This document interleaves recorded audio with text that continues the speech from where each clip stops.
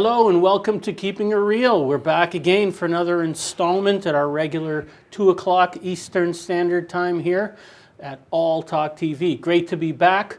Keeping It Real is the name of the show. We try and keep it real here. We're talking about real estate. We talk about business. Sometimes we mix it up. We talk about a number of different things. We had a health expert on the show the other day, so we like to bring you some variety. Thank you very much for joining us. We have an exciting show for you today. First up here in the hot seat is Ray Buchan. Ray is a man who knows a lot about property taxes. Very important, contentious topic. Nobody enjoys paying their property tax bill. Ray is an expert in this area. He has worked for many years. He was the head of the property tax and real estate appraisal group at Deloitte and probably another company as well. Pricewaterhouse. Yeah. So he knows his stuff. If you have a commercial property and you want to have your property taxes looked at, he is the guy who can help. Well, we're going to talk to him. Also on today's show, we have Nisar Ahmed. Nisar is from moresales.ca, and guess what he does? He's going to help you sell more. Very impressive young man. He has great leadership qualities and a lot of amazing sales skills, and he can help you take your business to the next level. We're going to talk to him as well.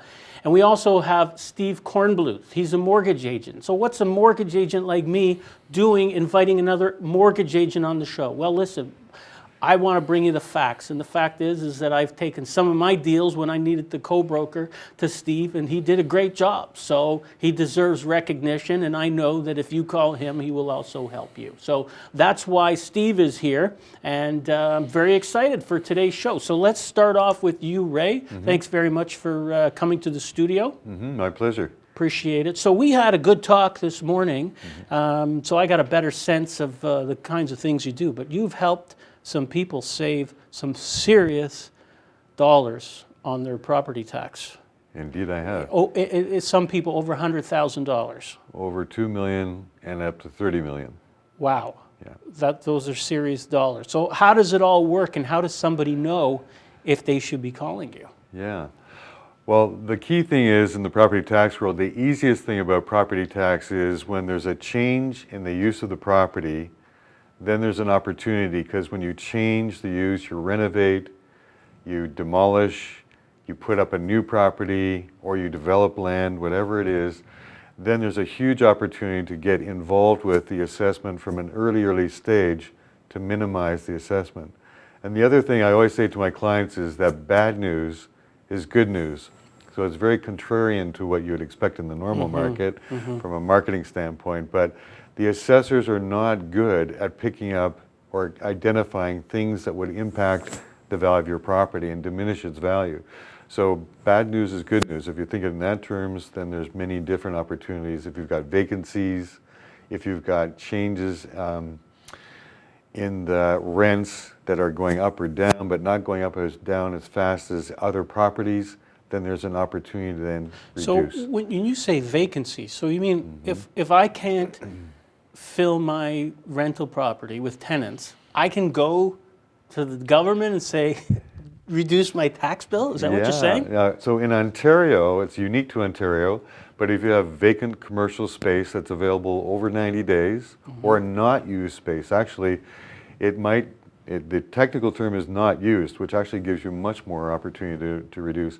But if you have vacant space over 90 days, then you have an opportunity to get a reduction under the Municipal Act. So there's two ways we can get under the Assessment Act for value and under the Municipal Act for things like vacant space, not used space, or if the space has been damaged either by fire or water, or you're impacted by environmental kind of outside things that you had no control over, then you can use the Municipal Act to go back in time retroactively for the year and get a reduction as well. And you can go back only one year for most of the things. There's one fine item. It's a transposition error in a value.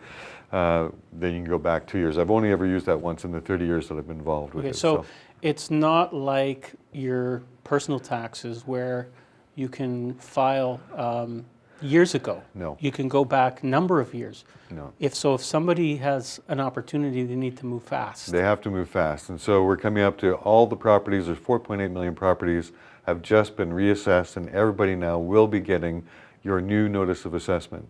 And there's a great opportunity now to review it and go online now and have the assessors give you lots of information now to check. But you have until March of 31st next year, 2013, in order to appeal your assessment. And before that, though, that gives you a ton of time to look at it, analyze it, check out the website for the assessors, and they give you now a lot of on-site website information that you can check out your property in relation to other competing properties. Okay, so that's pretty awesome. Yeah, it is. Yeah, we can do a lot. So tell us a little bit about yourself. I mean, your background. I understand you were heading up the property tax department. Yeah, so I've been doing real estate. So I started off as a real estate appraiser, but fell into the property tax world many years ago. So it was 30 years ago. And it's it's obviously a value add to the client, and it's a much more difficult or complicated stream to be in, because anything that you do in the appraisal world reflects market in the true sense of market, whereas the assessors deal in a notional market world. So it's a whole different language, there's a whole different world that we deal with there. So what an appraiser says your property's worth is totally irrelevant when we're talking about assessment value and whether you can get some kind of a rebate or refund on your property taxes. Yeah, I wouldn't say it's irrelevant, but there's a huge distinction. His job as the appraiser is to put the market value on it. In the property tax world, a property tax advisor's world is to minimize your property taxes in all the different ways that there are to do it. So the value may or may not be one way of doing it. It's one way to check, but there's a section in the Assessment Act that allows the taxpayer to actually go below market value in certain circumstances. So if all the question that you're answering is what's the value, you're then not giving yourself all of the different opportunities to reduce the taxes that you could, as if you're just simply valuing the property as an appraisal or whatever. So the property tax advisor goes way more into detail about not only what is the value, but all the different things about the errors that can be made in the tax bills. There are many tax bill errors just on the taxation side of it, as well as what is the value of your property, and or can we go below value, which we can do in certain circumstances. So how does somebody know if somebody's watching this, they have a commercial property or they know somebody with a commercial property, and they're thinking, well, maybe they can get some money back. What's the criteria? What should they be, can anybody, Yeah. so if they have a commercial property, they should just call you? Or, I mean, Well, it's interesting you should take what are the criteria. As I said earlier on, the criteria would be definitely if you have a new development and new property, if you've demolished or you've renovated, that's a higher likelihood of there's something to be looked at for sure, and possibly getting a higher or lower taxes as a result. okay. Now that's the first thing. But in a reassessment year, which we're at now, everybody's getting reassessed. So literally you do have to look at almost everything, because it's a whole new, everything is now changed. It's a whole new book that we've got to look at.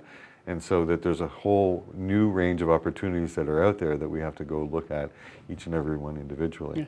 Yeah. And who is an appropriate client for you? I mean, you're not, like, there could be errors in your residential property, but you're not, you don't deal with that. No, our focus strictly is in industrial, commercial, and investment type properties, and especially special interest or special purpose properties as well. So what are we talking? $1 million and up, or $5 million and up? What would be an appropriate client?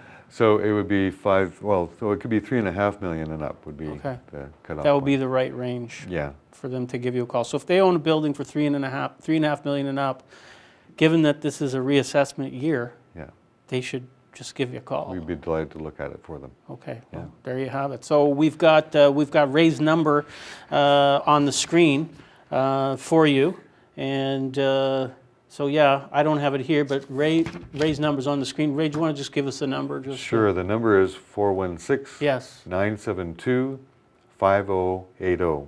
Right, okay. And of course, the website is contextrealty.com. So there you have it. Be sure to give Ray a call and see if there's some opportunities. I know we were talking this morning, and when you were telling me the story, I thought, as I knew somebody with a property where the tenants were complaining. Yeah. So, all this construction in front of our place.